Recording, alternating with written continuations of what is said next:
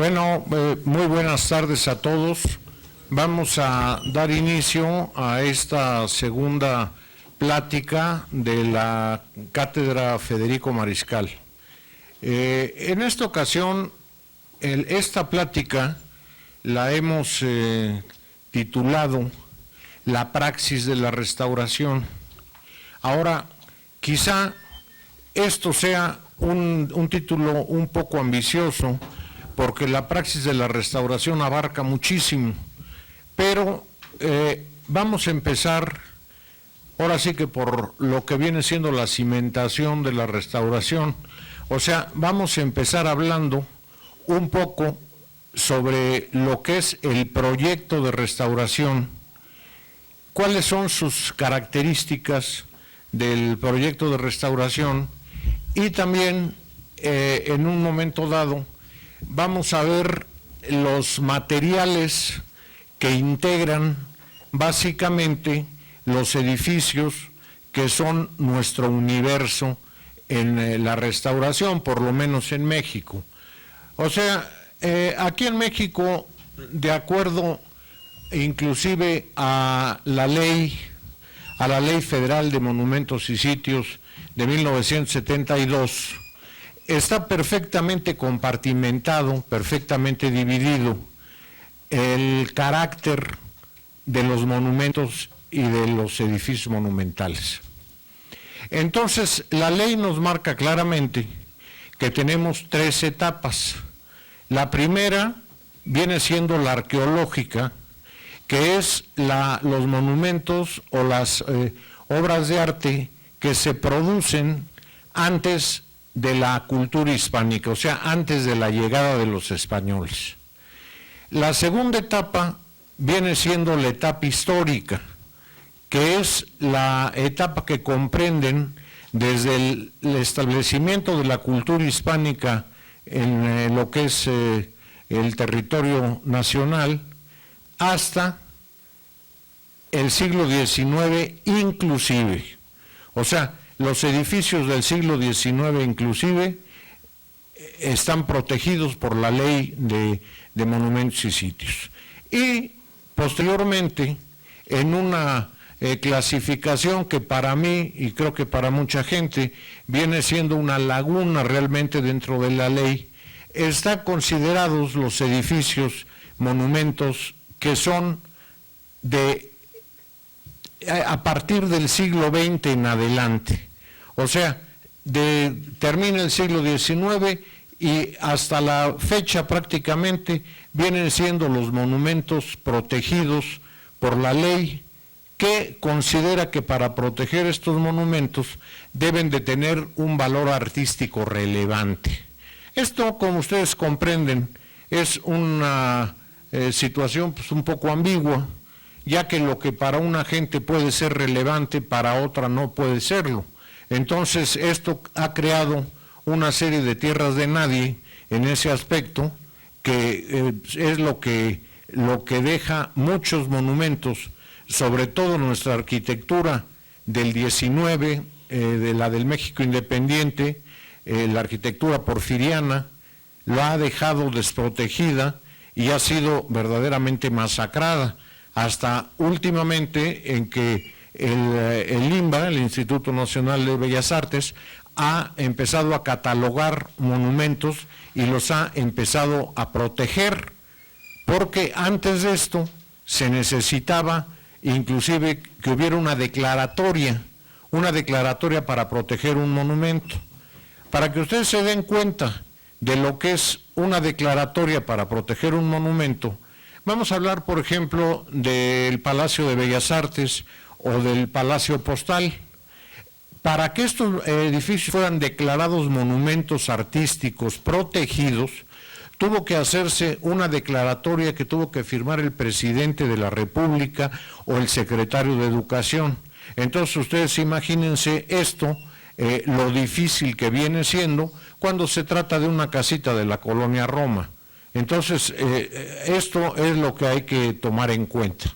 Entonces, volviendo al principio de esto, Decía yo que vamos a hablar un poco sobre los materiales que integran el universo de los edificios que nosotros, con los que nosotros trabajamos, que prácticamente vienen siendo los edificios del México virreinal, o sea, los edificios históricos, y los edificios del México independiente a la fecha. En el aspecto de la arqueología, o sea, los monumentos arqueológicos, realmente ha sido un campo que ha estado en manos de los arqueólogos, que son los que han intervenido los monumentos arqueológicos, y hasta últimamente han podido algunos arquitectos restauradores empezar a trabajar sobre monumentos arqueológicos, ya con el apoyo de varios arqueólogos que han entendido esta necesidad. Entonces, pues bien, vamos a hablar un poco, como les decía yo por el principio, vamos a hablar sobre lo que es los conceptos del proyecto de restauración. No crean que les voy a leer esto, sino lo uso como una ayuda a memoria para platicarlo, hacerlo un poco más amable. En este escrito, en estos apuntes que tengo yo preparados para esto, les digo que es de lo más común, y a muchos de ustedes les consta y lo han vivido, que en los más altos niveles de enseñanza, como son las universidades y centros de estudios superiores, donde se imparten cursos de diversos niveles sobre restauración de edificios y monumentos, el confundir en lo que se refiere al proyecto, el proyecto de restauración con el puramente arquitectónico. Aquí hay que tomar en cuenta esa diferencia que es esencial en un momento dado en un proyecto. Una cosa es el proyecto arquitectónico y otra es el proyecto de restauración. Máxime, cuando la actividad proyectual está en esa tierra de nadie, que es la adecuación de espacios dentro de un edificio histórico. La razón de esto y el por qué afirmo esto es muy sencilla, nada más hay que pensarla y meditarla un poco. Cuando se trata de elaborar un proyecto sobre un inmueble histórico, aunque esto sea tan arquitectónico como el proyectar un edificio nuevo, y ambos trabajos son arquitectura, o sea, tan es arquitectura el diseñar un edificio nuevo como es arquitectura el restaurar un edificio. Ambos son trabajos de arquitectura, pero la mecánica mental, ojo con esto, la mecánica mental de un arquitecto diseñador habituado al proyecto de edificios contemporáneos, o sea, de obra nueva, es muy diferente a la del mismo profesional que se dedica al manejo de edificios históricos. Cuando el arquitecto diseñador, que está habituado a proyectar edificios nuevos, interviene en un edificio histórico, lógicamente su meta es la optimización de dicho proyecto, el mejor funcionamiento, la expresión estética de su creación y el dejar su impronta en el edificio que interviene.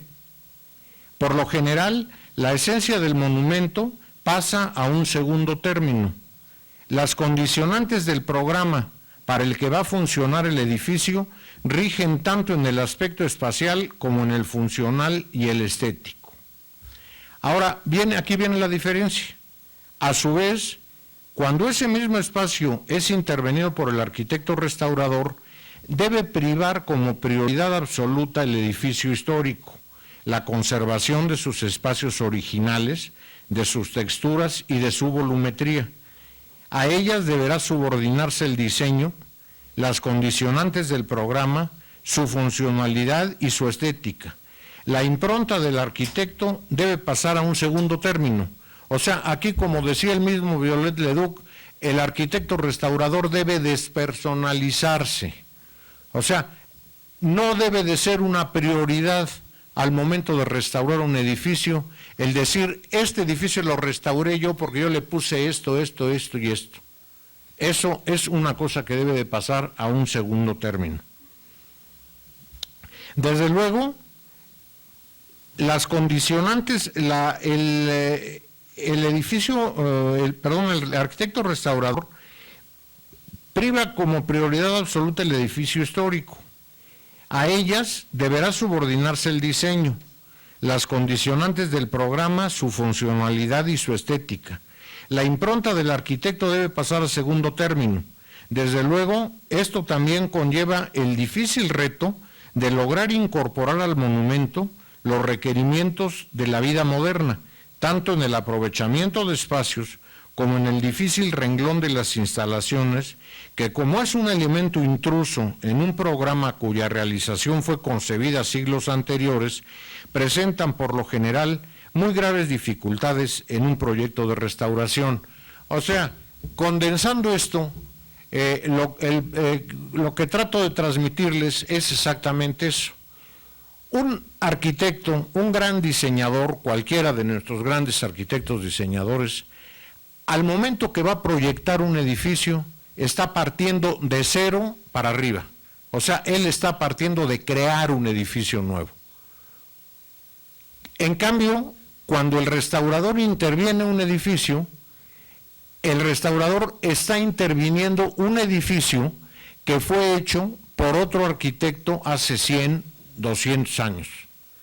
Entonces, en este caso, cuando nosotros restauramos, o sea, cuando nosotros proyectamos un edificio nuevo, nosotros aplicamos un programa y a ese programa nosotros nos ceñimos para hacer el edificio nuevo.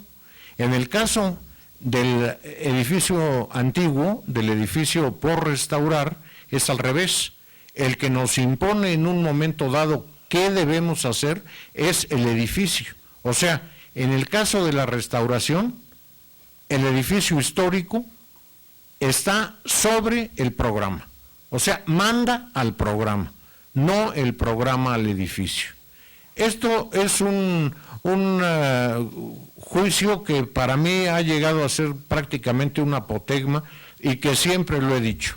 Nosotros no podemos cambiar un edificio histórico porque en un programa de nuevo funcionamiento necesitamos hacer un auditorio y para hacer un auditorio hay que tirar 20 muros históricos y hay que abrir huecos en el techo y hay que, eso para mí no se vale.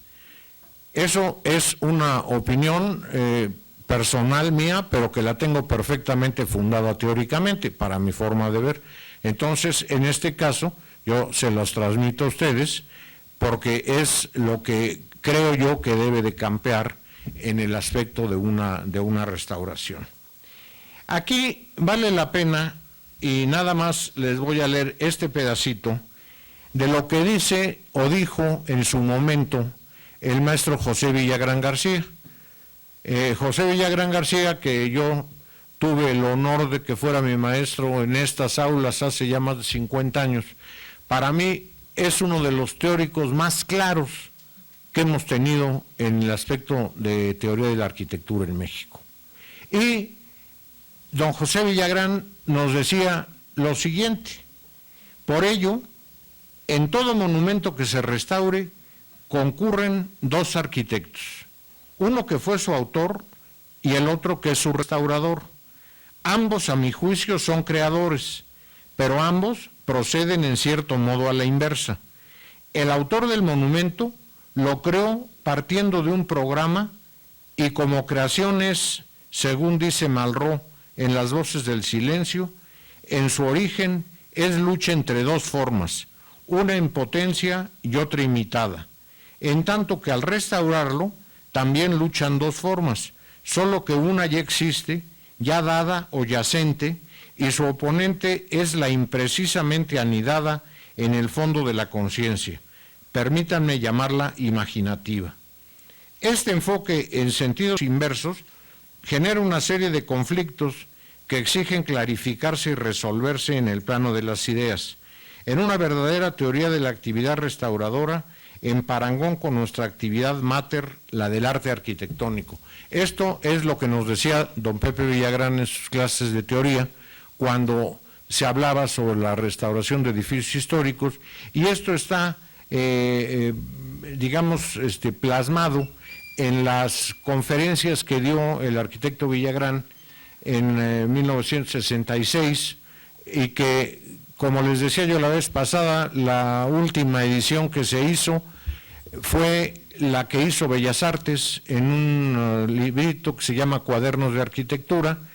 Yo, no queriendo dejar al aire esto, en el último libro que saqué, yo también copié las conferencias de don Pepe Villagrán y están en ese libro, porque si no son documentos que se pierden, ¿no?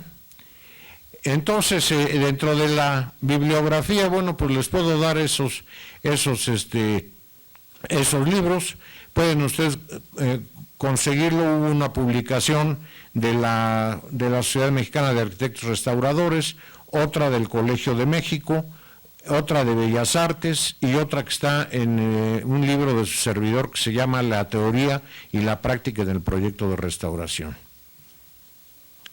Entonces, esto es también tomado muy importante en el aspecto, por ejemplo, del urbanismo. En el aspecto del urbanismo viene siendo exactamente lo mismo.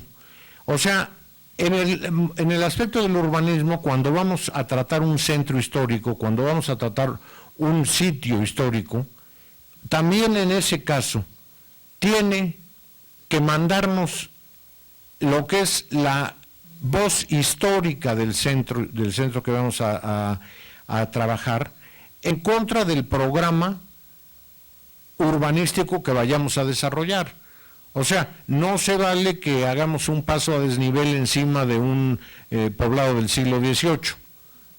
Digo, habrá que buscar la forma como diseñadores, como urbanistas, como arquitectos, de respetar, como lo han hecho en la gran mayoría de las ciudades europeas, dejando los centros históricos sin tocarse. Entonces, bueno, esto es un preámbulo que quise comentarles antes de que pasemos a ver en el PowerPoint la condensación que hemos hecho de estas ideas. Entonces, primero, como les digo, primero que nada, vamos a hablar sobre lo que es el proyecto de restauración. Ahora sí, adelante, por favor.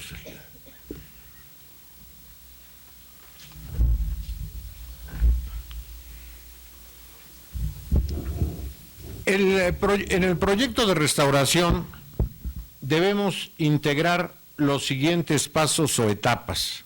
Esto es, en una forma muy general, lo que concibo como un proyecto de restauración y así se los trato de transmitir a ustedes. Debemos de tener muy en cuenta la investigación del edificio que vamos a restaurar. Esta investigación nos va a llevar a hacer un diagnóstico del edificio, un diagnóstico de lo que vamos a hacer. En esto yo hago el símil de la medicina normal, o sea, cuando un enfermo va a ver al médico, el médico lo primero que hace es una investigación, o sea, hace un diagnóstico clínico, lo manda a hacer exámenes de laboratorio y una vez que ya tiene hecho esto, entonces procede a hacer un diagnóstico. Cuando hace ya el diagnóstico dice, este señor hay que hacerle esto, esto y esto, que viene siendo la prescripción. O sea, hay que ponerle al enfermo, no sé, tantas unidades de penicilina. En este caso, en el proyecto de restauración, eso viene siendo el proyecto. Y luego viene la ejecución, que es ya la realización de la obra. Adelante.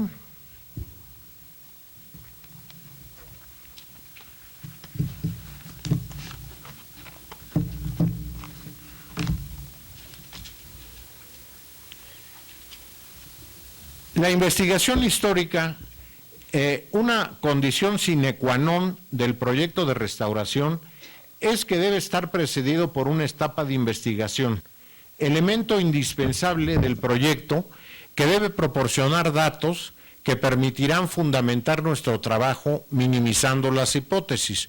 O sea, es la investigación histórica que vamos a llevar a cabo sobre el edificio. Adelante. En el primer término de investigación de carácter bibliográfico, documental y de tradición oral, esto es sumamente importante, o sea, lo que nosotros podamos leer en los libros acerca del edificio que vamos a intervenir, investigar todo lo que se dice sobre él, y en esto me voy no nada más a libros de arquitectura, me voy a novelas y una serie de libros que nos pueden dar muchos datos acerca de un edificio que vamos a intervenir. La tradición oral, desde luego, o sea, la tradición que recabamos en el lugar donde vayamos a trabajar el edificio, que nos diga a la persona X que si ese puente estaba ahí, que si ese edificio no estaba, que si el de junto lo tiraron, ahí esto nos puede servir de mucho para irlo poniendo en nuestro trabajo. Y posteriormente hablaremos de la investigación in situ, o sea, ya lo que es en el lugar, apoyada por la arqueología, en el caso de la arqueología virreinal o la arqueología simplemente, o la investigación arqueológica en edificios del siglo XX. Hay que definir y ubicar, esto es importantísimo para el proyecto de restauración, el periodo histórico en el que está encuadrado el edificio. O sea, ahí tenemos que definir, por ejemplo, si estamos hablando de un convento del siglo XVI, si estamos hablando de una iglesia barroca del XVII o del XVIII, o si estamos hablando de un edificio ecléctico del XIX. Esto es importante. Lo mismo el periodo estilístico, también tenemos que definir qué estilo nos estamos encontrando. Si estamos interviniendo un edificio barroco, si estamos interviniendo un edificio neoclásico, si estamos interviniendo un edificio romántico o un edificio ecléctico. Esto va a ser definitivo también para nuestro proyecto de restauración. Los sistemas constructivos y materiales empleados en la región y en la época. Esto tiene una importancia también básica. Cuando nosotros intervenimos, por ejemplo, un edificio del siglo XVIII, vamos a ver que sus entrepisos o sus azoteas están construidos a base de viguería, a base de tablazón, a base de rellenos, a base de enladrillados. Si vamos a intervenir un edificio del XIX, nos vamos a encontrar a lo mejor con que está hecho con bóvedas tipo porfiriano, o que está hecho con un sistema como el Roebling, o que está hecho simple y sencillamente con bóvedas catalanas de ladrillo. Saber la persona o agrupación que encargó la construcción del inmueble y el arquitecto constructor. Imagínense ustedes que para haber hecho la restauración de minería no hubiéramos sabido de qué se trataba el Palacio de Minería, qué era el Real Tribunal de la Minería, para qué era, y el arquitecto constructor, pues saber quién era Manuel Tolsá, por lo menos. Entonces creo que esto es básico y importante en un proyecto. Otra, Celio, por favor.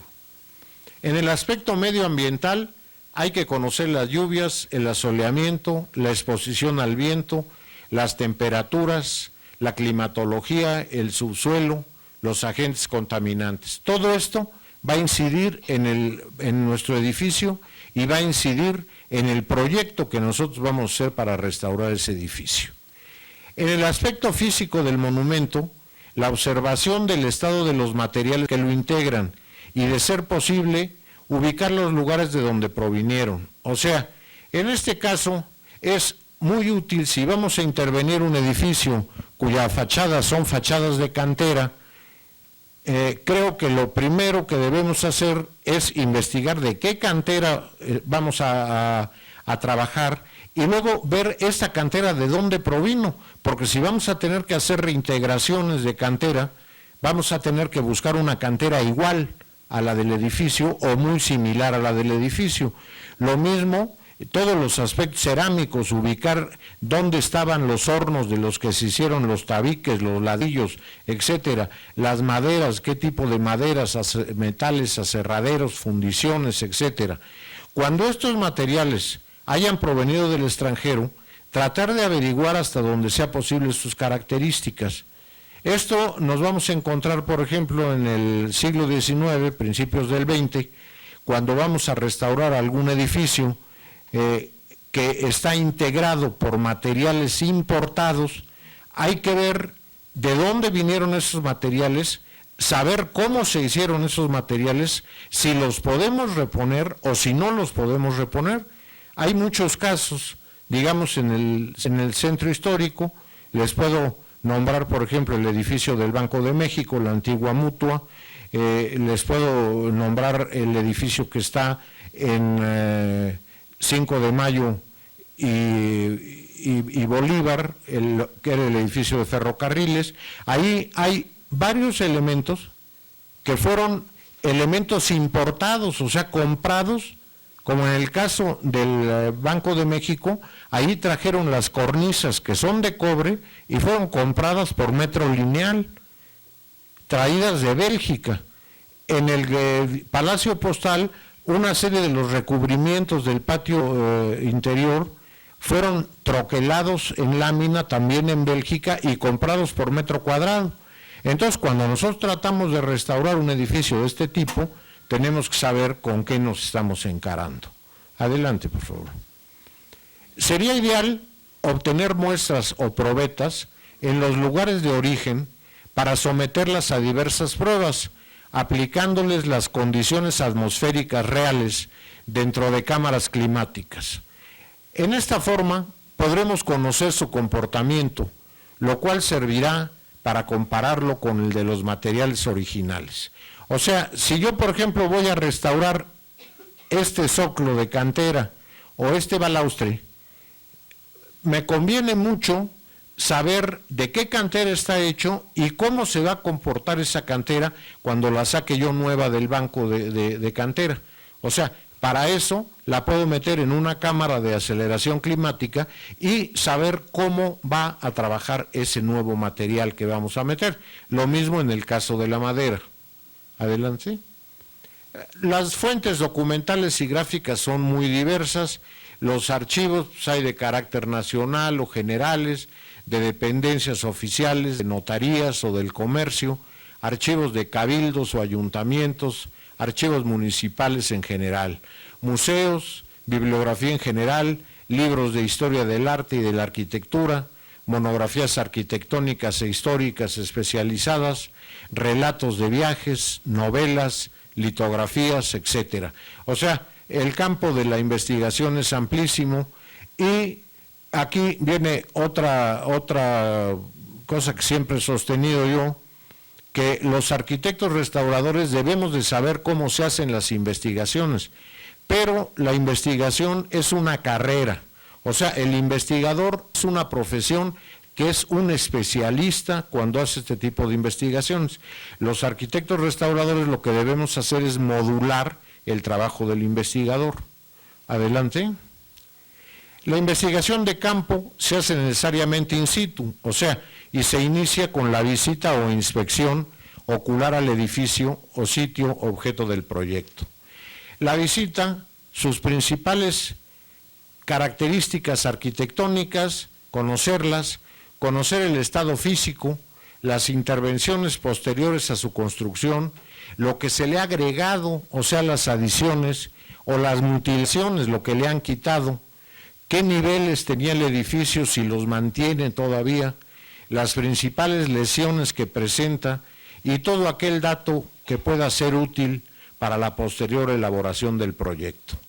En esta primera visita, como es lógico, es conveniente valernos de un apoyo gráfico y acompañar al ojo con una cámara fotográfica, captar el entorno visualizando sus características sobresalientes, las tipologías dominantes, el común denominador de los daños en los inmuebles adyacentes o cercanos. O sea, si vemos que todos los inmuebles alrededor tienen hundimientos diferenciales, nos vamos a encontrar con que el subsuelo está fallando y el edificio que nosotros vamos a intervenir es muy probable que también tenga hundimientos diferenciales.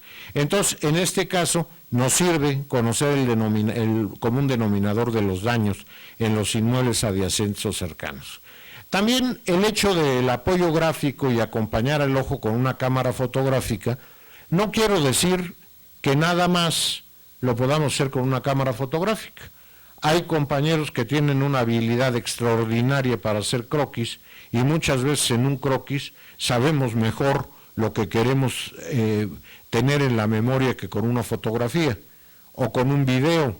En fin, ahora la tecnología nos da oportunidades enormes de poder guardar todo lo que queremos de las investigaciones que hagamos. Adelante. La primera etapa, o sea que es el diagnóstico, la localización en la calle, manzana, barrio o cuadrante, esto es importante también, y lo que sigue, que es fijar un banco en nivel. Esto es sumamente importante y les voy a explicar por qué. Cuando nosotros intervenimos en un edificio histórico, sobre todo los que están en los centros históricos como el nuestro, que está desplantado sobre terreno muy compresible, o sea, sobre fondo de lago muy compresible, esos edificios por lo general están moviéndose o se han movido. Entonces, en este caso, nosotros tenemos que tener un banco de nivel fijo fuera del edificio para poder controlar los movimientos del edificio. Si yo voy a intervenir en un edificio al cual, al momento de liberar sus entrepisos, le voy a quitar 300 o 400 kilos por metro cuadrado, ¿qué es lo que voy a hacer? Que voy a aligerar el edificio y lo más probable es que el edificio se me bufe, o sea, que el terreno se me bufe y el edificio suba. Entonces, en este caso yo necesito tener perfectamente controlado cuáles son los movimientos que tiene mi edificio. Para esto, tengo que tener un banco de nivel externo al edificio. Esto puede ser lo complicado que ustedes quieran. Puede ser un banco de nivel que lo fijemos en un poste que está a 20 metros del edificio, o puede ser uno de tantos bancos de niveles fijos que hay en el centro histórico que están con relación a las etapas profundas del centro histórico. O sea, esto depende de la precisión que querramos seguir en este aspecto. Entonces, con esto vamos a poder ver lo que es el levantamiento arquitectónico. Tenemos que hacerlo. Esto es un levantamiento como cualquier otro levantamiento, nada más que en un levantamiento de un edificio histórico, los planos nos van a servir posteriormente como pauta para vaciar los datos del proyecto de restauración, como lo veremos en otras pláticas. Entre más exacto y minucioso se haga, más facilitará las fases posteriores. Aquí también vale la pena hacer un poquitito de reflexión. Los edificios históricos, en el 90% de los casos, no nos vamos a encontrar como en un edificio actual, los muros perfectamente a escuadra, los pisos perfectamente a desnivel, los techos perfectamente a nivel. ¿Qué es lo que pasa cuando nosotros no hacemos un levantamiento con esa minuciosidad? Que al momento que nosotros vamos a poner posteriormente un piso de cantera o un piso de mármol, consideramos el piso a 90 grados y resulta que tenemos una desviación al momento de aplicarlo. O como nos ha pasado muchas veces, que de repente llega un señor, no agredo a ninguna profesión, pero llega un señor contralor y nos dice: oiga, usted este pretil está chueco. Señor, no es que esté chueco el pretil, es que el edificio así se hizo, así se construyó. Eso nos acaba de pasar en una obra y fue una cosa que tuvimos que hablar a los peritos de Lina para que los peritos de Lina convencieran a los señores de que no se habían hecho los pretiles chuecos, sino así era el edificio. En un caso, por ejemplo, como la restauración del Palacio Postal, al momento de poner los pisos de mármol que tuvimos que poner, pues los pisos de mármol no nos daban exactamente escuadra. Tuvimos que hacer ajustes con las piezas en los extremos, cortándolas un poco en trapecio para que nos dieran como estaban los muros del edificio. Entonces, bueno, estos son asuntos que los vamos a ir viendo y que se los voy platicando porque son importantes de conocerlos, ¿no? Adelante. Analizar los daños, o sea, hay que analizar con cuidado los daños del edificio y clasificar cuidadosamente las lesiones que pueden apreciarse a simple vista, como fisuras, cuarteaduras y grietas, así como su dirección y localización. Todos ustedes saben que la dirección, por ejemplo, diagonal de una cuarteadura, nos va a decir hacia dónde se está hundiendo el edificio o a dónde está fallando la estructura. Los desplomes en muros y columnas, el deslizamiento de dovelas en arcos y platabandas, cambios en la geometría de elementos estructurales, hundimientos, cambios aparentes de nivel, flechas en vigas, armaduras, cubiertas y entrepisos. Fallas en elementos como vigas, gualdas, tablazones o bovedillas, grietas o desplazamientos en aplanados o plementería de bóvedas. Adelante. Las acciones a seguir para elaborar el diagnóstico del edificio o monumento es tener, como les había yo dicho, un control de movimientos.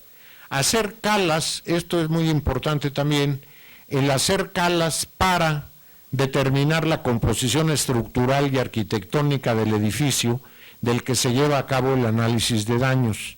En este caso, cuando hablamos de la hechura de calas, hay que tener también una idea y un conocimiento de cuáles son los tipos de calas que hay que hacer.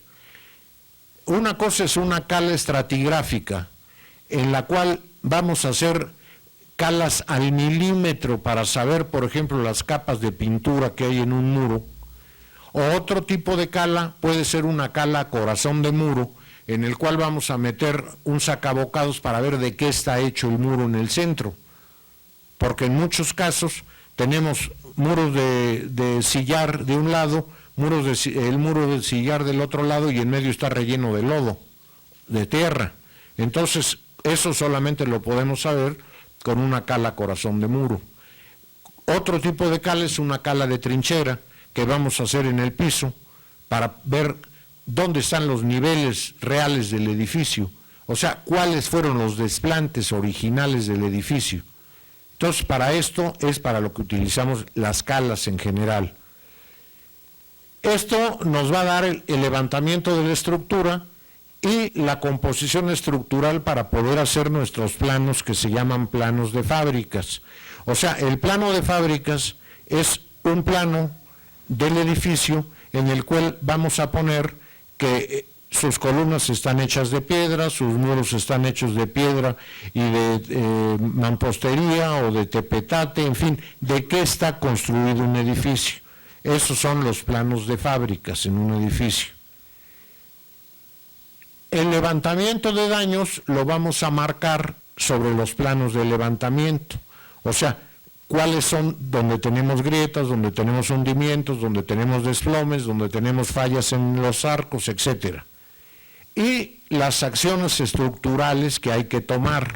Esto también tenemos que irlo definiendo desde que vamos conociendo el edificio. Si yo veo que se me está desplomando una parte de un techo de viguería, pues lo primero que voy a hacer es mandarlo a apuntalar. Eso es obvio. Entonces, esto es lo que nos va dando como un oficio de qué es lo que vamos a hacer sobre el edificio.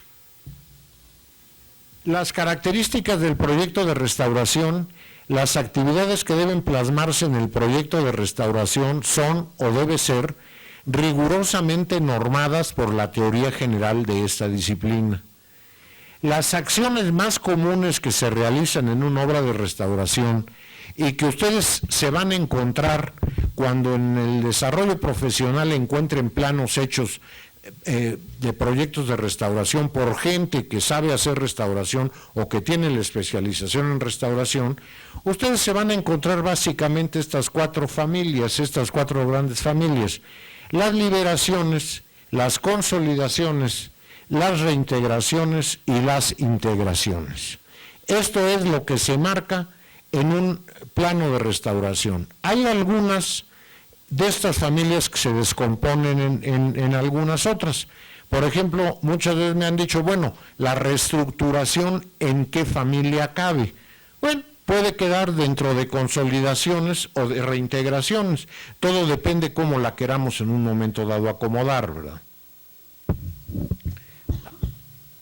Ahora, en la práctica de la restauración es fundamental el conocer los materiales que integran en este caso los edificios de la época virreinal y el México independiente.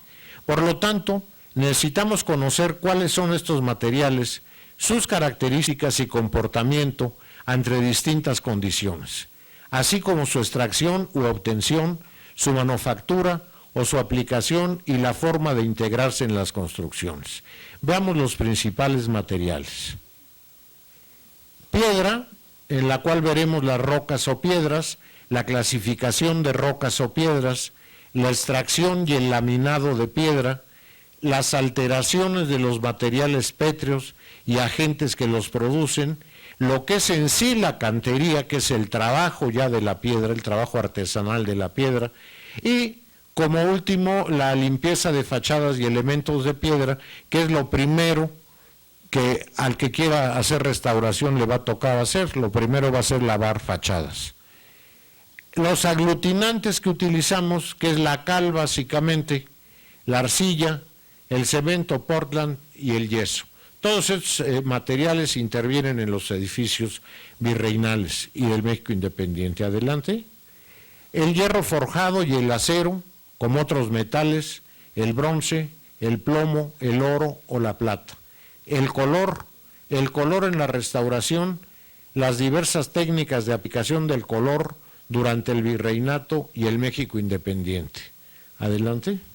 La madera, tipos de madera, el corte del tronco de la madera, trabajos antiguos en madera, agentes que destruyen la madera, preservadores de la madera y como un capítulo especial el retablo, la estructura y el proyecto del retablo como obra arquitectónica, la talla, la policromía y el dorado. O sea, con esto les estoy dando una lista de materiales que para poder analizar todos estos materiales necesitamos un semestre completo. O sea, para ir analizando material por material, que es lo que hacemos en posgrado, en la clase que doy yo en posgrado, analizamos durante el primer semestre todo lo que son los materiales, material por material, y todas sus características. En este caso, pues es nada más enunciar los materiales y los sistemas para que ustedes los conozcan en forma general. De los materiales anteriormente mencionados en esta cátedra, nos limitaremos a exponer lo referente a la piedra, al ser esta un material omnipresente en los edificios virreinales y del México independiente. O sea, en los edificios virreinales y del México independiente, inclusive en los primeros edificios del siglo XX y de los de mediados del siglo XX, siempre nos vamos a encontrar la piedra. Piedra de todas sus clases, de todos sus aspectos, pero es un material que está presente siempre en la restauración. Habrá, desde luego, sus excepciones. Si ustedes me dicen que vemos un edificio, por ejemplo, la iglesia del Mineral del Boleo en Baja California, que está hecha completamente de acero, o el Palacio Municipal de Orizaba, que está hecho completamente también de acero, pues ahí quizá no haya piedra más que en la cimentación, pero sin embargo vamos a encontrar piedra. Los agentes que producen daños y alteraciones en los materiales son los agentes ambientales y físicos, los químicos, los biológicos y desde luego los humanos. Adelante. Los factores ambientales y físicos, tenemos el viento que desgasta los materiales por la erosión, llega a disgregar piedras y cerámicos de poca dureza, desbasta la madera y raya los metales. Esto puede ser que parezca exagerado, sin embargo, hace algunos cuantos meses restauramos el escudo monumental que está en la rectoría, y al subir a esa altura y ver el daño que hace el viento y la abrasión sobre los materiales pétreos, es cuando se da uno cuenta de que sí, el viento hace daño y mucho daño en los edificios a determinadas alturas y a determinadas velocidades. Lo mismo el calor, Asoleamiento y variaciones bruscas de temperatura producen lógicamente dilataciones y contracciones, y esto produce grietas que dañan las juntas y producen agrietamientos. El calor produce evaporación que genera transmigración de las sales en los materiales pétreos. Esto también daña la piedra, lo vamos a ver un poco cuando veamos la piedra, cómo daña la transmigración, o sea, el movimiento de las sales dentro de la piedra, cómo daña la piedra. Adelante. Ahora aquí tenemos los sismos, desde luego, bueno, pues es obvio, esto es por acción mecánica, y la humedad. La humedad viene siendo quizá el factor que es más destructivo de los edificios históricos, de los edificios virreinales y de los edificios modernos. La humedad del agua, que provoca una serie de reacciones. La humedad, el vapor, la neblina y sobre todo el agua en estado líquido como lluvia, escurrimientos o impacto directo, cuando se absorbe por capilaridad, cuando es directa por medio de lluvia, fugas de instalaciones, lavados continuos, etcétera, por condensación cuando el aire interior del edificio se enfría por abajo del rocío. O sea, ahí en ese cuadrito que tienen ustedes ahí, pues vemos cuáles son los principales mecanismos de absorción de agua. Tenemos las aguas de guías, las que escurren por una pendiente, las de escurrimiento subterráneo, aguas de infiltración y la humedad ascendente, o sea, el agua freática. Esta es la absorción en estado líquido. La condensación, la absorción higroscópica y la condensación capilar viene siendo absorción en estado de vapor de agua. Aquí en este croquis están marcados los diferentes números y cómo van incidiendo, digamos, sobre lo que es el material, las penetraciones de agua. Adelante. Los factores químicos que, aunados con el agua y con otros factores, producen en la piedra sobre todo la sulfatación, la carbonatación y la oxidación, básicamente. No son todos, es uno de los más importantes. Las piedras calizas sufren disolución y sulfatación, se producen por la combinación del agua con el anhidrido carbónico o los anhidridos sulfurosos y sulfúricos respectivamente. Las sales, como los sulfatos, los cloruros, nitratos, nitritos, fosfatos, carbonatos y bicarbonatos se presentan en forma de concreciones, costras internas y fluorescencias. Aquí, en esto, lo que estamos definiendo es un fenómeno que es sumamente conocido por todos ustedes y en generalmente periódicos, y todo el mundo habla de él, que es la famosa lluvia ácida. Ahorita vamos a ver lo que es la lluvia ácida. Adelante. Las sales contenidas en el cuerpo de la piedra afloran hasta la superficie. Ahí se cristalizan al contacto con el dióxido de carbono y se convierten en sales insolubles. Las sales pueden tomar varios aspectos y colores, los cuales dependen de su composición. Las alteraciones más comunes de la piedra son las exfoliaciones, que es cuando ustedes ven que la piedra se van desprendiendo como hojitas, como si fueran las hojas de una cebolla, como decía un maestro, como las panes esos que les dicen campechanos, o sea, que se van levantando hojitas. Eso es lo que viene siendo la exfoliación. Las estrías es cuando la piedra se truena, o sea, se ve que se tronó, según estría, porque tronó, y las concreciones son partes que se hacen dentro de la piedra y fuera de la piedra de materiales de distintas densidades que provocan estallamientos en la piedra. Adelante. Bueno, aquí pueden ver ustedes el fenómeno de exfoliación visto con un microscopio de 50 aumentos. Ahí se ve claramente cómo está la capa de piedra exterior, cómo se está desprendiendo de la masa de piedra. Aquí se ve la pulverulencia que se crea entre la capa de piedra al final y la masa en sí de la piedra. Esto es lo que se llama el fenómeno de exfoliación. O sea que aquí esto se desprende como una hoja y así sucesivamente se va desprendiendo las piedras. Entonces, esto es uno de los fenómenos que más van a encontrar ustedes como destrucción dentro de los materiales pétreos. Adelante. Aquí tenemos la degradación de la piedra producida por la contaminación ambiental.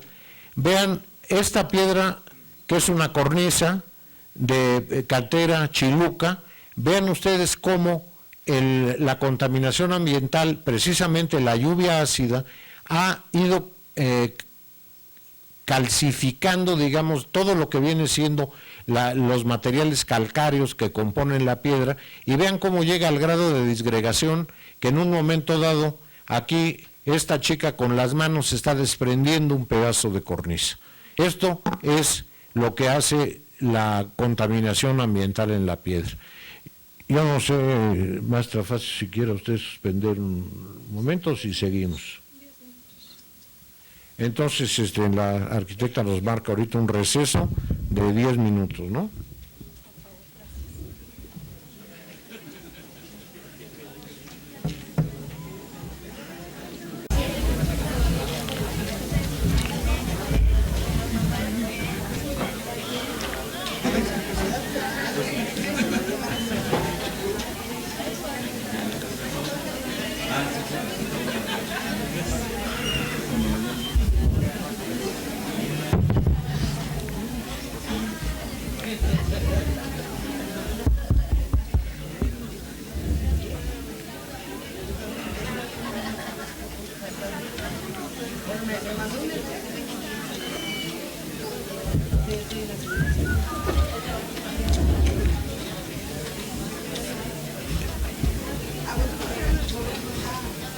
Bueno, compañeros, pues vamos a proseguir.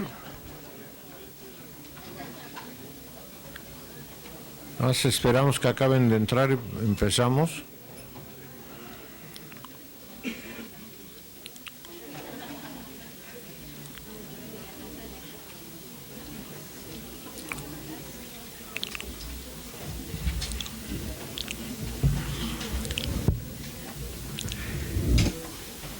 Bueno, pues entonces nos quedamos en la degradación que produce la contaminación ambiental en la piedra. Lógicamente, esta degradación no nada más se produce en la piedra, se produce también en la madera, se produce también en los metales, pero el caso en el que es más agresivo la contaminación ambiental, parece mentira, viene siendo en la piedra. En el aspecto de la madera, por ejemplo, son factores más biológicos que también vamos a platicar ahorita un poco sobre ello. Entonces, adelante. Bueno, aquí tienen ustedes estos esquemas para entender cuál es el problema en sí que crea el agua en los edificios, los edificios pétreos. Aquí tenemos, por ejemplo, una cornisa en la cual se ha llenado de agua, está empapada de agua y empieza a hacer la vaporización. Después de una concentración de humedad, empieza a hacer la vaporización. Aquí, ¿qué es lo que pasa? Es lo que comentaba hace un rato, que es lo que conocemos como la transmigración de las sales dentro de la piedra. Si nosotros nos tratamos de imaginar lo que viene siendo una piedra natural, la piedra natural viene funcionando, claro, es eufemístico esto, pero viene funcionando como si fuera un concreto. O sea, es un material en el cual hay una serie de partículas, de micas, feldespatos, granitos, etcétera, que están todas aglutinadas por medio de un ligante que se llama, que en algunos casos es un ligante calizo, calcáreo, en algunos otros casos es silicio, en fin, varía de acuerdo a los miles de tipos de piedras que hay, pero más o menos esto es el funcionamiento de la piedra. ¿Qué es lo que pasa entonces en estos casos? La piedra se empapa, y entonces al momento de mojarse la piedra es lo que se llama el fenómeno de absorción, que es que la piedra absorbe el agua de afuera, que puede venir como quieran, por lluvia, porque los señores de la Batap echaron una cubetada de agua, por lo que ustedes quieran. La piedra absorbe el agua y se mete el agua dentro del cuerpo de la piedra. Dentro de ese cuerpo de la piedra existen todas las sales estas que estoy comentando.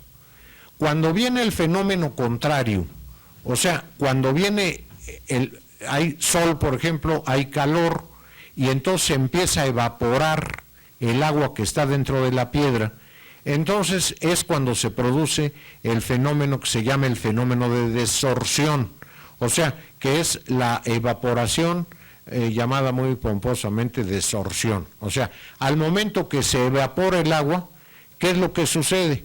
Que el agua dentro de la piedra camina y al momento de caminar arrastra las sales que están dentro de la piedra y las deposita en la superficie de la piedra. Entonces, esto en la superficie de la piedra crea dos tipos de protección, que puede ser una pátina noble y en otros casos una pátina corrosiva. En los casos en que es una pátina noble, es lo que le llaman los canteros la piel de la cantera, que es cuando la cantera ya toma determinado color o determinado tipo de determinada dureza. Esto viene siendo lo que científicamente le llamamos calcín o sulfín, que es el calcio o los sulfatos, pero ya integrados a la piedra. Sin embargo, también hay una serie de pátinas corrosivas, como es lo que estábamos hablando hace un rato, de sales, que son sales, algunas de ellas solubles y otras son insolubles. Entonces, en este caso, vemos cómo ese fenómeno sucede con la evaporación de las sales. Adelante. Aquí tenemos también agrietamientos en la piedra, pero esto es por cristalización de las mismas sales. Aquí, como ven ustedes, el calcín deteriorado y las sales de adentro, que son gotas que están contenidas dentro de esto, y va degradando la piedra a producir los fenómenos que vieron ustedes hace un rato de la exfoliación y de la pulverulencia, básicamente. Este es el agrietamiento por cristalización y por degradación de la piedra. Adelante. Los factores biológicos. Hay que considerar también que, como les decía yo, no nada más son los factores químicos. Los factores biológicos los dividimos prácticamente en dos grandes grupos, la fauna y la flora. La fauna viene siendo aves, murciélagos, roedores, etcétera, cuyos excrementos contienen una gran cantidad de ácidos altamente corrosivos. Por ejemplo, el guano de las palomas, que al juntarse con el agua produce ácido fosfórico. Aquí este es un problema que todos ustedes conocen porque lo hemos visto en una gran cantidad de centros históricos. Ustedes lo pueden ver en San Marcos, en Venecia, lo pueden ver aquí en México, en la Plaza de San Fernando, que hay una cantidad enorme de palomas, que lo que crean con un efecto tremendamente destructivo es que el guano de la paloma se queda sobre las cornisas o sobre los elementos de piedra, y al empaparse con la lluvia hay un desdoblamiento químico y se crea ácido fosfórico. Entonces el ácido fosfórico es un ácido altamente corrosivo y destruye la piedra de los monumentos. Esto es hablando básicamente de palomas. Sin embargo, hay una enorme cantidad de fauna que produce deterioros, como son las ratas, los ratones, los murciélagos, e inclusive llegamos a los insectos, que también producen una serie de deterioros en la cantera. Y todavía yéndonos más microscópicamente, hay bacterias, por ejemplo las ferrobacterias, que se nutren de la cal de las piedras y producen también degradamiento de la piedra. Ahora, tenemos la flora, o sea, lo vegetal, que es la vegetación superior, que son arbustos, cactus, helechos, cuyas raíces al penetrar en las juntas de las piedras, de donde se extraen sus nutrientes, van aflojando estas. Entre más crecen, más daño producen. Esto ustedes también lo habrán visto en una serie de monumentos, en una serie de edificios, en los cuales vemos que crecen plantas en las partes superiores de los edificios. ¿Y qué es lo que sucede? Que la mayoría de las veces las raíces de las plantas se meten. Lo que la foto que estamos viendo es una de las gárgolas del Sagrario Metropolitano, en el cual está creciendo este helecho, que está creciendo prácticamente dentro de la tierra que está acumulada en la gárgola. Lo demás, bueno, son ratas y palomas, que ya es lo que hemos hablado ahorita. Adelante. Aquí pueden ver ustedes, por ejemplo, lo que causó una vegetación parásita y sus efectos negativos en una azotea aquí en San Ángel. O sea, esta era una azotea de viguería, o sea, lo que se conoce como un techo franciscano. Era viguería, tablazón, arriba de la tablazón había tierra, un tanto así de unos 40, 50 centímetros de tierra, y arriba un enladrillado, que resultó que se empezó a romper el enladrillado y empezó a crecer vegetación parásita. La vegetación parásita, al encontrar el relleno de tierra vegetal, pues háganse de cuenta que estaba sembrada en una maceta, y entonces creció maravillosamente bien. Ahí la ven, al grado que llegó, hasta que en un momento dado las vigas ya no soportaron el peso extra del relleno mojado, y toda la destrucción de las raíces de la planta sí se vino para abajo. O sea, ahí tienen el caso de los efectos negativos de la vegetación parásita sobre una azotea. Adelante. La vegetación inferior o microscópica, que muchas veces no le damos importancia, produce una serie de daños cuando las raíces o rizoides se hunden en los poros de la piedra y la van destruyendo. Los principales tipos de vegetación parásita son hongos, líquenes, que son asociaciones de hongos y algas y musgos. Esto también, si lo vemos muy superficialmente, pues podemos pensar que realmente no es tan nocivo en sí.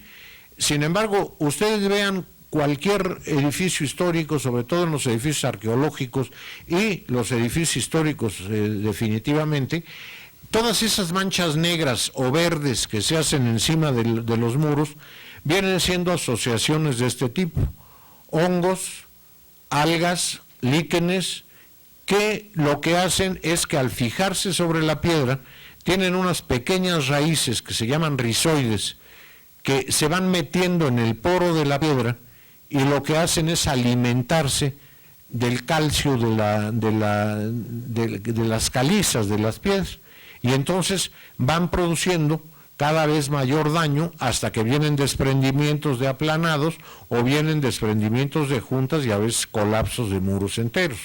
Eso es uno de los daños que producen los hongos, los musgos y los líquenes.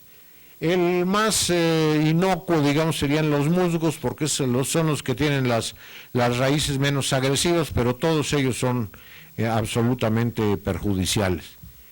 Y luego lo que les decía yo, las bacterias también. Si a uno dice que una bacteria ataca la piedra, pues van a pensar que está uno loco, pero en realidad es cierto. Hay, dentro de los análisis que se hemos hecho en laboratorio, muchísimos, se encuentran este tipo de bacterias, que son las ferrobacterias y las sulfobacterias, que se alimentan también de los elementos calcáreos de las piedras o de los elementos silíceos de las piedras y destruyen las piedras. Son los casos más raros. Necesita esto darse muchos factores, por ejemplo, en lugares como las ruinas mayas en la península de Yucatán o en Campeche. Ahí es donde hemos encontrado más este tipo de destrucción, ¿no? Adelante. La contaminación ambiental, aquí sí nos encontramos con un enemigo feroz de todos los edificios, sobre todo hablando de los edificios de los centros históricos. ¿Qué pasó en nuestros centros históricos? ¿Por qué sucedió esto? Bueno, simple y sencillamente lo que pasó es que en el siglo XIX, finales del XVIII, principios del XIX, todavía no existía la industria, no existía el transporte automotriz, no existían una serie de elementos que han venido produciendo todos los contaminantes que al mezclarse con el agua de la atmósfera producen elementos altamente corrosivos, como los vamos a ver ahorita. Entonces, este tipo de contaminación es producido, como les digo aquí, por plantas termoeléctricas, fábricas, aeropuertos. Ustedes imagínense la cantidad de sulfuros quemados y de nitratos quemados que produce un aeropuerto. O sea, son elementos contaminantes tremendamente agresivos y que están, en algunos casos, como aquí en la Ciudad de México, metidos prácticamente dentro del tejido urbano. Todo esto también, desde luego, se junta al dióxido de carbono que tiene el mismo aire en sí, a los óxidos de nitrógeno, al dióxido de azufre, que es lo que produce la combustión de las gasolinas y del diésel, el ozono, los hollines, los alquitranes, las gomas, el polvo, las grasas, que es lo que se conoce comúnmente como cochambre, y las resinas. El polvo está constituido por partículas menores de una micra, por eso es por lo que no lo vemos, y proviene de la erosión de diversos materiales. Por ejemplo, al dar un arrancón en un coche, se levanta una cantidad de polvo que no lo vemos y sin embargo flota en la atmósfera y sigue flotando en la atmósfera. Los humos son partículas menores de una micra también que provienen de la combustión, o sea, de una chimenea, de una caldera, pues salen una gran cantidad de humos con partículas muy pequeñas que también se juntan a la contaminación ambiental. Aquí nada más les pido que recuerden, seguramente muchos de ustedes han venido regresando de Cuernavaca y al momento de bajar en la carretera para llegar a la Ciudad de México, ve uno cómo se ve una verdadera nata gris encima de la Ciudad de México. Esto es lo que tenemos como contaminación encima de la ciudad, todos estos elementos. Adelante. La lluvia ácida que tanto hemos oído hablar es un fenómeno particularmente destructivo. Lo tenemos presente en mayor o menor intensidad en todas las grandes ciudades del mundo. El contenido del dióxido de carbono, del dióxido de azufre y del óxido de nitrógeno ha aumentado debido básicamente a la combustión de los motores de los vehículos y la quema de combustibles en calderas. Estos producen gases que al mezclarse con el agua de la lluvia producen la lluvia ácida. ¿Qué es lo que sucede con esto? La combustión de los gases dentro de los motores de combustión interna, o sea, de autos, de camiones, al momento de echar los escapes de los vehículos, se producen básicamente dióxidos de sulfuro y de nitrógeno. Estos son más ligeros que el aire y entonces flotan en el aire. ¿Qué es lo que sucede con esto?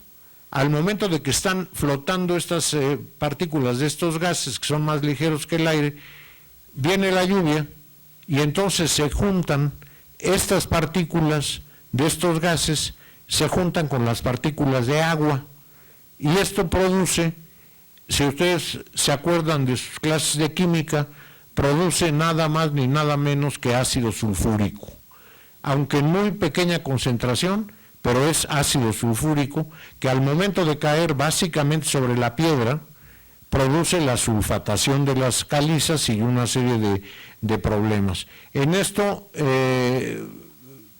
es un factor que ataca, como les digo, básicamente a la piedra, aunque también ataca a la madera y ataca el hierro, desde luego, y a los seres humanos, y también, aunque no lo notamos, al momento que respiramos esas partículas de lluvia ácida, pues también estamos respirando ácido sulfúrico, ¿no? Adelante. Aquí tienen ustedes lo que es el fenómeno que está hecho de esto de acuerdo a todas las investigaciones que han hecho en Alemania, básicamente los laboratorios de Baker Chemical, que son los que producen más productos contra este tipo de fenómeno, como es la contaminación y la lluvia ácida, perdón, no contra la contaminación, contra la lluvia ácida. El anhidrido sulfúrico y el anhidrido sulfuroso más el agua forman la lluvia ácida. Aquí tienen ustedes la formulita: SO2 más HO2 igual a HO2SO4, ácido sulfúrico. Aunque lo contiene en baja concentración, esta lluvia cargada de ácido sulfúrico resulta particularmente perjudicial para todos los materiales, especialmente para las piedras calizas y la madera. Aquí tienen el SO2, el H2O del agua, se hace el ácido sulfúrico que produce carbonato de calcio al momento de atacar la piedra y los monumentos. Creo que este dibujito que es de Baker Chemical es muy ilustrativo del problema en que constituye la lluvia ácida. Adelante. Ahora vamos a ver, hemos visto más o menos el ataque que hay sobre la piedra, también hay que verlo sobre la madera, que es otro de los materiales muy usados en todo lo que es arquitectura histórica virreinal. La madera es un material hidroávido, o sea, ¿qué quiere decir eso? Es un material que absorbe agua con mucha facilidad. La madera húmeda es muy vulnerable a deformaciones y proliferación de vegetación parásita primaria. La temperatura contrae y dilata la madera, produciendo agrietamientos. El fuego es un destructor total de la madera. Los rayos ultravioleta atacan también la madera. Ustedes habrán visto, por ejemplo, en un lambrín o un recubrimiento de madera, cómo se ve agrietado, cómo se ve como escamado, precisamente por este tipo de ataques. Adelante. Los factores biológicos que atacan a la madera son prácticamente estos que tenemos aquí, que son muy parecidos a los que atacan a la piedra, pero de distintas familias. Aquí tenemos los insectos xilófagos, por ejemplo. Los insectos xilófagos son las famosas polillas y las termitas, cuyo alimento es la madera, que destruyen al momento de practicar en ellas sus galerías. O sea, la polilla o la termita, curiosamente también, no es que se alimenten ellas en sí de la madera, sino que la mayoría de las especies digieren la madera y lo que hacen es utilizar la madera para la proliferación de todos los elementos que tienen en su sistema digestivo. Entonces, hay cerca de 2,000 especies de polillas nada más conocidas aquí en México, y en Europa hay más. Son los insectos xilófagos, que son los que se comen la madera. Todo esto viene del griego, que dice xilos fagos, o sea, que comen madera, los elementos de insectos xilófagos. Que estos llegan a extremos pues verdaderamente graves, porque nos ha tocado ver retablos, por ejemplo retablos dorados, en los cuales ya se perdió todo el relleno del retablo. En una columna salomónica, por ejemplo, toda la parte de adentro, que es madera, ya se la comieron y nada más quedó la cascarita hecha de la base de preparación y el oro. Esto nos pasó en Tehuilotepec, Guerrero, que fuimos a restaurar un retablo y nos encontramos con eso. O sea que tuvimos que restaurarlo por medio de inyección de resina, de una serie de procedimientos muy sofisticados, pero el insecto xilófago se había comido toda la madera. Entonces es muy, muy perjudicial, sobre todo en el aspecto de retablos y en el aspecto de esculturas, estofados, todo el tipo de tallados de madera. Los hongos, aquí es otro tipo de hongo diferente un poco al de la piedra, que se alimentan de las enzimas que producen la madera al transformarla y sus raíces o los rizoides que la degradan. Las variedades más comunes son los hongos cromógenos, que se alimentan del parénquima de la madera y cambian el color de la madera, de ahí su nombre. O sea, ustedes ven la madera, muchas veces que dicen está podrida la madera, y la madera tiene un color azul o un color rojizo. Esos son hongos cromógenos que están realmente destruyendo la madera. No quiere decir tanto que esté pudriéndose la madera, sino que se le están comiendo los hongos y están dándole la coloración que tienen los hongos mismos. Los mohos, que se alimentan también del parénquima de la madera, y los xilófagos, quizás los más destructivos, que se alimentan de la madera, principalmente de sus componentes celulósicos, o sea, son los hongos xilófagos también. Entonces esto, cuando nosotros hablamos de que, pues es que las vigas del techo estaban podridas, pues sí, muchas veces están podridas por otros fenómenos, pero la mayoría de las veces es por invasión de hongos que las han destruido, o sea, comiéndose el material en sí de la madera. Adelante. Aquí tienen un ejemplo de vigas que han sido destruidas precisamente por insectos xilófagos y por hongos. Vean las vigas, el tamaño de las vigas. Aquí tienen ustedes un casco para que vean la escala que tienen, el tamaño de esas gualdras, y que vean cómo están completamente corroídas, comidas por el hongo y por los insectos xilófagos. O sea, esto es para dar una idea de lo destructivo en un momento dado que puede ser este tipo de fauna, este tipo de flora. Los animales y las plantas microscópicas que atacan todo este tipo de materiales. La madera, por ejemplo, digo animales también porque la madera, hay una serie de hormigas que se comen la madera, y hay también una serie de abejas y de avispas que para hacer sus nidos dentro de la madera, rascan la madera y hacen adentro sus nidos. O sea, tanto insectos como fauna, tanto fauna como flora, las dos producen este tipo de daños en la madera.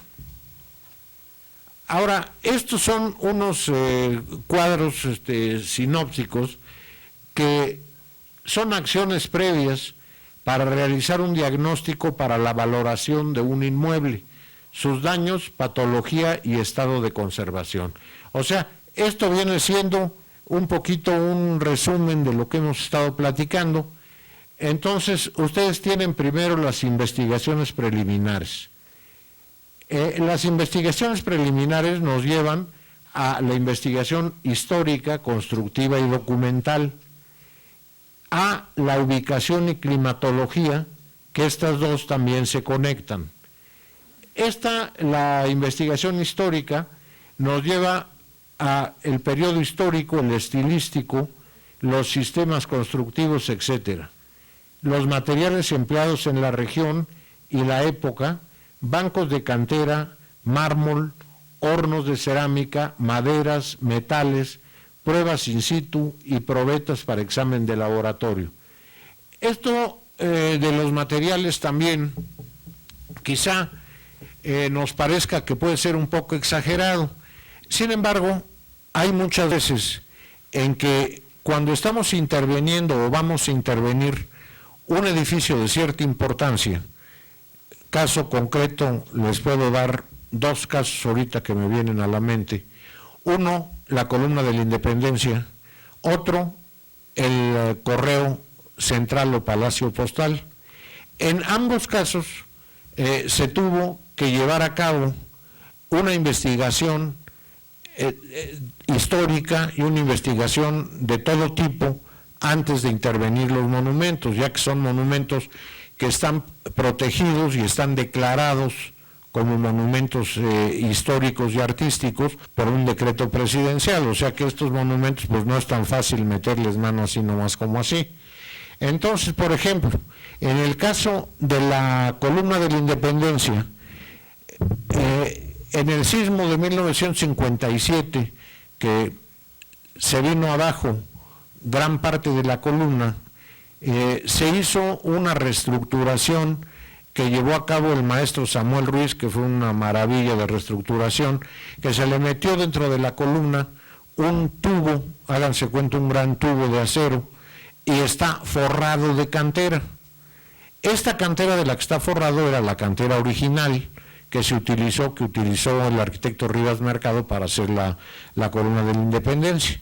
Y esta cantera estaba en muchas partes, cuando se intervino ahora en el 2005, en muchas partes estaba sumamente destruida y estaba perdida mucha parte de la cantera del Monumento a la Independencia.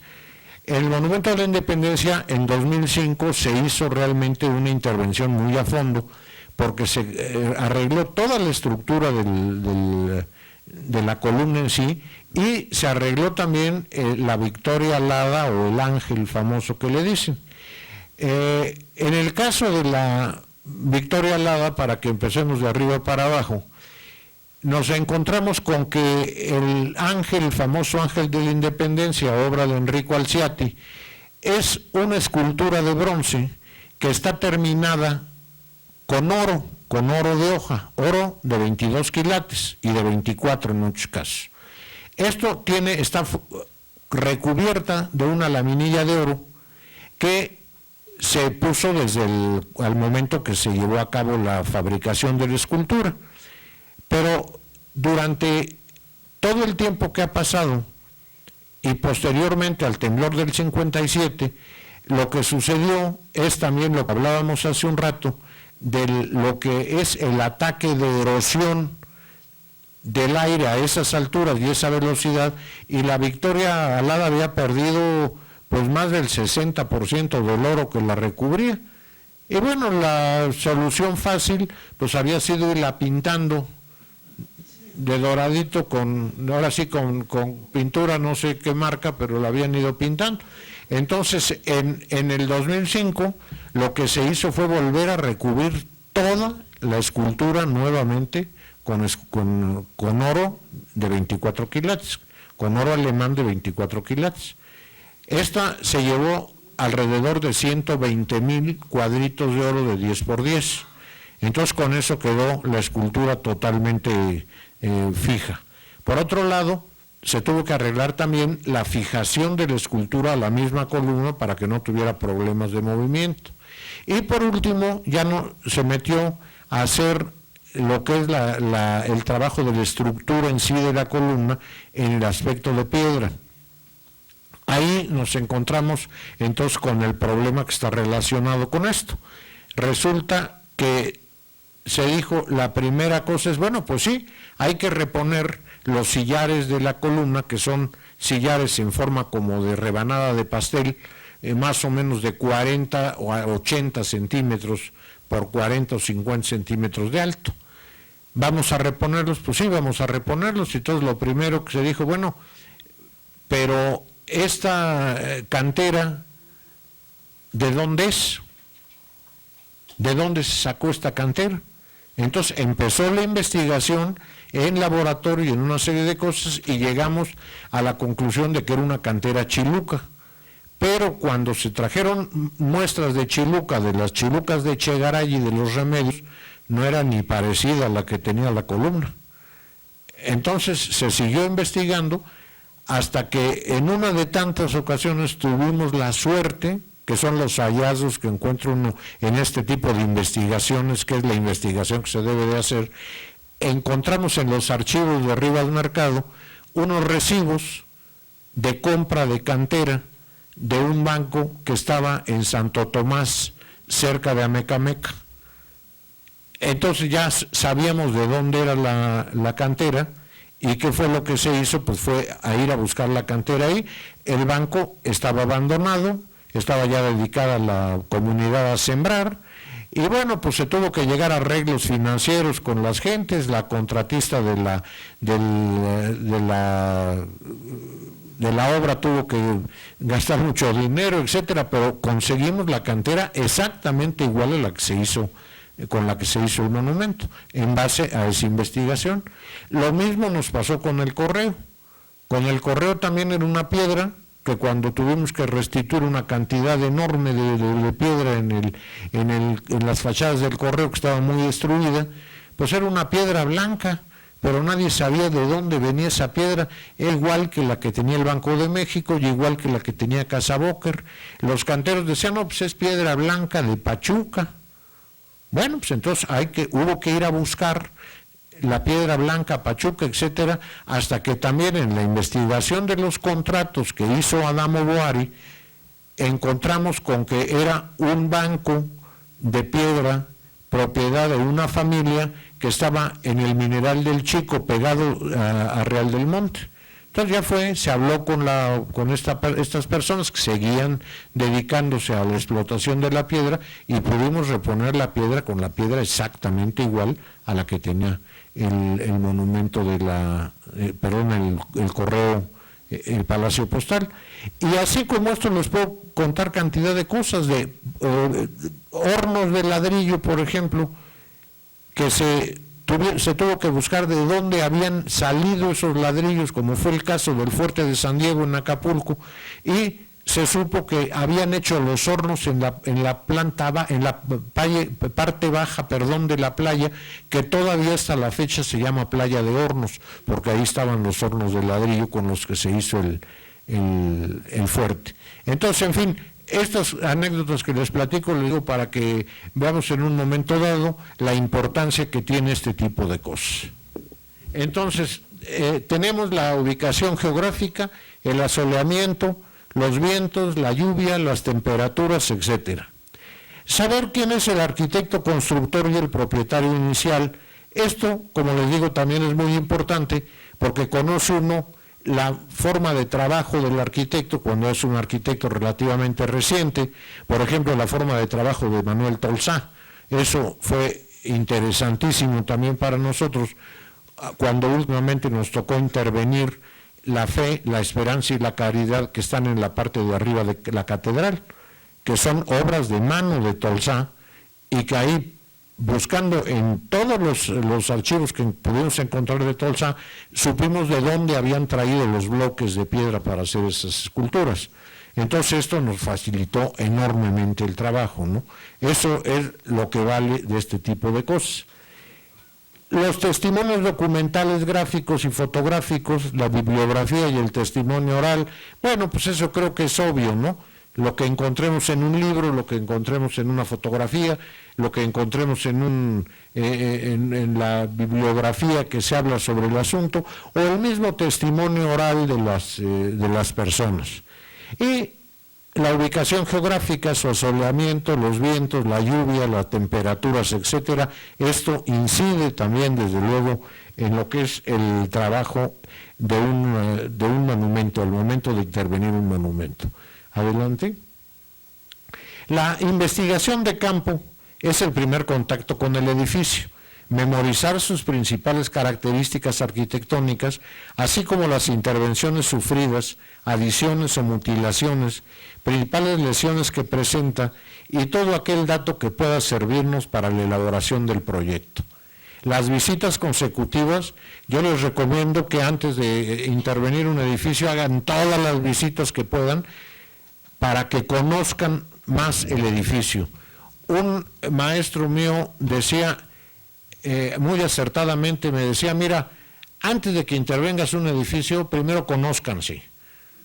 O sea, como si fuera una persona, ¿no? Primero conózcanse, porque lo vas a intervenir, entonces necesitas saber cómo es el edificio que vas a intervenir. Un recorrido, los registros de alta tecnología, cuando se requiera, deberán emplearse todos los recursos tecnológicos a nuestro alcance. Nos referimos a los análisis de laboratorio, fotogrametría, fotografía infrarroja, ultrasonido, sensores de movimiento, registradores de humedad, etcétera. Desde luego, todo tipo de calas, lo que hablábamos hace un rato, las estratigráficas, acoración de muro y de trinchera. Aquí es muy importante también que estemos al tanto del avance de la tecnología en todo lo que hacemos respecto a las obras de restauración. Por ejemplo, vamos a tener en una de las pláticas lo que fue el proyecto que hicimos sobre el Sagrario Metropolitano, para la restauración del Sagrario Metropolitano. Ahí más bien vamos a ver la técnica de proyecto, pero una cuestión que es interesante en ese aspecto es que ese trabajo se hizo hace 10 años, y entonces hace 10 años lo tuvimos que hacer con técnicas topográficas a base de teodolito y tránsito. En la actualidad, pues ya nos morimos de risa de eso, porque existen telémetros milimétricos que nos dan perfectamente las alturas y las distancias. Pero como les digo, hay que estar actualizados siempre en todo este tipo de tecnología para el trabajo de los edificios que vamos a intervenir. Lo que hablábamos de levantamiento arquitectónico es el trabajo básico para todo proyecto de restauración, ya que estos planos nos servirán posteriormente para vaciar todos los datos de proyecto. O sea, aquí yo tengo un levantamiento que le llamo planos mudos, o sea, es un levantamiento del edificio vacío, o sea, que no tiene nada. Sobre esos planos mudos, yo voy a vaciar después las acciones de restauración que voy a llevar a cabo. Voy a vaciar las acciones de liberación, o sea, ¿qué le voy a quitar al monumento? Su nombre lo dice, liberación, o sea, lo voy a liberar de una serie de cosas que se le han añadido con el tiempo.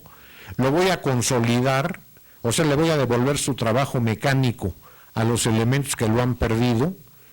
Voy a reintegrar partes que ha perdido, tomando en cuenta las que existan todavía en el edificio. Por ejemplo, en una balaustrada, yo voy a reintegrar balaustres basándome en los balaustres que existen. Entonces lo voy a seguir haciendo de acuerdo a las muestras físicas que tengo. Entonces esto viene siendo una reintegración. Y por último, las integraciones, que viene siendo también el aspecto de lo nuevo que le vamos a meter al edificio. O sea, si yo voy a hacer un hotel en un convento del siglo XVI, voy a tener que darle a ese hotel, aunque sea un edificio que sirvió para vivienda, voy a tener que darle baños, voy a tener que darle jacuzzis, voy a tener que darle una serie de cosas que tengo que ver cómo los pongo sin lesionar al edificio. O sea, eso es el quid del asunto de lo que vamos a manejar. De los planos tenemos pues los planos que todos ustedes conocen en un proyecto de arquitectónico, los planos de ejes, de conjunto, de fachadas, ornamentación, la policromía. Es importante tomar en cuenta la policromía, la pintura mural o la pictografía ornamental, ya que esto muchas veces llega uno a intervenir un edificio que lo han pintado 20 veces, tiene 4 capas de pintura vinílica arriba, y si nosotros llegamos a la hora, tírale todo, no nos vamos a dar cuenta de que abajo hay una pintura mural del siglo XVIII, del siglo XVII, que es una maravilla. Entonces tenemos que tomar registro de todo este tipo de cosas. Los bienes muebles adosados al edificio, los retablos, púlpitos, zambones, etcétera. Los despieces, los aparejos de las fachadas, pisos, recubrimientos, lo más exacto posible. Esto nos va a servir para hacer posteriormente nuestros números generadores cuando hagamos la obra de restauración, si es que la hacemos nosotros o al contratista que le corresponda. Las instalaciones, saber dónde están las antiguas, las modernas, etcétera, y los elementos vegetales significativos. Ha habido veces que hay árboles que tienen cientos de años en un claustro o en un patio, y pues, sin llegar, sin más ni más, los tiran, sin tomar en cuenta que es un elemento que forma parte del edificio. Adelante. El análisis de daños, ver fisuras, desplomes, deslizamientos y cambios. Esto creo que es obvio también y no necesitamos abundar más en esto. Adelante. Los hundimientos y cambios de nivel, también esto es lo que en un momento dado vamos a hacer llamándole altimetría y planimetría, o sea, vamos a ver lo que se mueve del edificio y las diferencias que hay en lo alto, en las alturas y lo que hay en el aspecto horizontal. Adelante. El control de movimientos, ya habíamos hablado de esto al principio, las calas y el levantamiento de la estructura también. Adelante. El proyecto de restauración hay que vaciar en planos las acciones a llevar a cabo, las liberaciones, las consolidaciones, las reintegraciones y las integraciones. Paralelo a estas acciones, ejecutar el proyecto de adecuación siempre y cuando subordinemos el programa al respeto al edificio histórico. Adelante. Aquí la reestructuración y restauración de un monumento, los trabajos preliminares, la visita al sitio, los levantamientos topográficos y arquitectónicos con altimetría y planimetría, fábricas, muebles adosados, etcétera, planos mudos en general. Todo esto desemboca en los arquitectos restauradores, fotógrafos, topógrafos, historiadores. Hay un diagnóstico estructural que emiten estructuristas especializados dirigidos por arquitectos restauradores. Hago énfasis en eso. El diagnóstico de materiales, dictámenes de laboratorio y diagnóstico hecho por químicos especialistas, arqueólogos, historiadores del arte y arquitectos restauradores. Adelante. El análisis de posibles soluciones, todo esto confluye con el arquitecto restaurador y sus asesores para hacer el proyecto de restauración con su levantamiento de daños y con su liberaciones, consolidaciones, reintegraciones e integraciones. Esto necesitamos tener una dirección técnica que lleve a cabo la obra para decir que se haga de acuerdo al proyecto de restauración que se hizo, porque muchas veces pasa que se entrega un proyecto de restauración, se lo dan a una compañía constructora X, nadie interviene en eso y hacen lo que quieren y no sirvió para nada el proyecto. La supervisión administrativa y la ejecución de la obra. Esto es más o menos una concentración, digamos, de lo que se tiene que ejecutar para llevar a cabo un proyecto de restauración. Naturalmente, pues por el tiempo de que disponemos, nos hemos ido muy rápido. Yo quisiera abundar más en varios aspectos de los que hemos hablado, sin embargo, pues el tiempo no nos los permite. Yo pienso que esta es la última, Celia, exactamente. Entonces, bueno, hablando sobre esto, también hay que hablar dentro de esto que hemos hablado, de un aspecto muy interesante que se ha estado manejando últimamente en todo el mundo. ¿Qué es lo que pasaba? Y estos ya son los últimos 5 minutos de clase. ¿Qué es lo que pasa antes cuando un monumento o un edificio estorbaba para que pasara una carretera? ¿Qué es lo que pasó con la presa de Asuán en Abu Simbel, que tuvieron que desarmar los colosos de Ramsés y subirlos a un cerro donde no los tapara el agua?